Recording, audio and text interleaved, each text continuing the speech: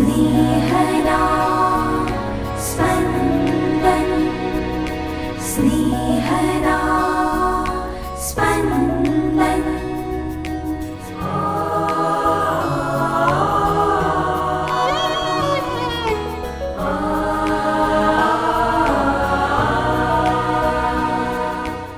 સામાન્ય કાળના 17મા અઠવાડિયાનો શુક્રવાર. આજે સંત ઇગ્નાસનું પર્વ છે. ગુર્જરવાણી પરિવાર તરફથી આપ સૌને સંત ઇગ્નાસના પર્વની શુભેચ્છાઓ. Happy feast. સર્વકાય પ્રભુના અધિક મહિમાર્થે એ સૂત્રને મૂર્તિમંત કરનાર ઇગ્નાસ પોતાના જીવનથી પ્રભુના રાજ્ય માટે મરી ફીટવાનો ઉત્તમ સંદેશો આપે છે. રાજવી કુટુંબ માનમોભો છોડીને પ્રભુનો ક્રૂસ ઉપાડી ચાલી નીકળે છે અને એ રસ્તે બીજાને દોરી જવા ઈસુ સંઘની સ્થાપના કરે છે. સાંભળીએ સંત માથીકૃત શુભ સંદેશ, અધ્યાય 13, કડી 54-58. પોતાને વતન જઈ તેમણે તે લોકોના સભાગૃહમાં ઉપદેશ કરવા માંડ્યો. તેનો એવો પ્રભાવ પડ્યો કે લોકો આશ્ચર્યચકિત થઈને કહેવા લાગ્યા કે આ માણસમાં આવું જ્ઞાન અને આવી ચમત્કારિક શક્તિઓ ક્યાંથી? એ પેલા સુથારનો દીકરો નથી? એની માનું નામ મરિયમ નથી? અને યાકોબ, યોસેફ, સિમોન તથા યહૂદા તેના ભાઈઓ નથી? અને એની બહેનો બધી આપણા ભેગી રહેતી નથી? તો પછી એનામાં આ બધું આવ્યું ક્યાંથી? આમ તેમને ઈસુ ઉપર શ્રદ્ધા બેસતી નહોતી. પણ ઈસુએ તેમને કહ્યું, પૈગંબરને બધે જ સન્માન મળે છે. મળતું નથી માત્ર પોતાના વતનમાં ને પોતાના ઘરમાં. અને તે લોકોને શ્રદ્ધા નહોતી એટલે ઈસુએ ત્યાં ઝાઝા ચમત્કાર કર્યા નહીં. स्नेहदा स्पन्दन स्पन्दन। મિત્રો, આજે ઈસુ સંઘના સ્થાપક સંત ઇગ્નાસનું પર્વ છે. આપ સૌને સ્નેહના સ્પંદન ટીમ તરફથી હેપી ફીસ્ટ. સંત ઇગ્નાસ એક માર્મિક સંત છે. તેઓ ઈશ્વર, બ્રહ્માંડ અને માનવમાં ઐક્ય નિહાળે છે અને અનુભવે છે. ઈશ્વર, બ્રહ્માંડ અને માનવ એ અવિભાજ્ય છે. તેઓ પરસ્પર અકળ રીતે ગૂંથાયેલા છે. તેઓ પરસ્પર અભેદ રીતે જોડાયેલા છે. સઘળું ઈશ્વરમાંથી વહી આવે છે. સજીવ ને નિર્જીવમાં ઈશ્વરનો વાસ છે અને ઈશ્વરમાં સજીવ ને નિર્જીવ અસ્તિત્વ ધરાવે છે. દિવ્ય પટાંગણનો ખૂણે ખૂણો ઐક્યથી ઉભરાય છે. એમાં લગારે વિચ્છેદ નથી કે વિભાજન નથી. સઘળું એક અને એકતામાં સઘળું. જ્યાં ઈશ્વર ઐક્ય સાધતો પ્રેમી હોય ત્યાં વાસ્તવિકતા પણ એક જ હોય ને. માનવને થતો ઈશ્વરનો અસલ અનુભવ આ ઐક્ય ભણી લઈ જાય છે. ઇગ્નાસ ઈસુ સંઘના સ્થાપક અને 16મી સદીના સંત છે.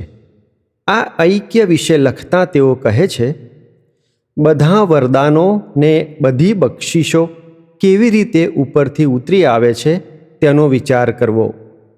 આમ સૂર્યમાંથી જેવી રીતે તેજ કિરણ ઉતરી આવે છે ને સ્ત્રોતમાંથી જેવી રીતે જળ વહી આવે છે, તેવી રીતે મારી મર્યાદિત ઉપરની અપાર ને પરમ શક્તિમાંથી ઉતરી આવે છે ને એ જ પ્રમાણે મારી ન્યાયપરાયણતા, મારી ભલાઈ, મારી દયા વગેરે. જેમ કિરણો સૂર્યમાં હોય છે અને સૂર્ય કિરણોમાં હોય છે, તેવી જ રીતે સજીવ ને નિર્જીવમાં ઈશ્વરનો વાસ છે અને ઈશ્વરમાં સજીવ ને નિર્જીવ અસ્તિત્વ ધરાવે છે.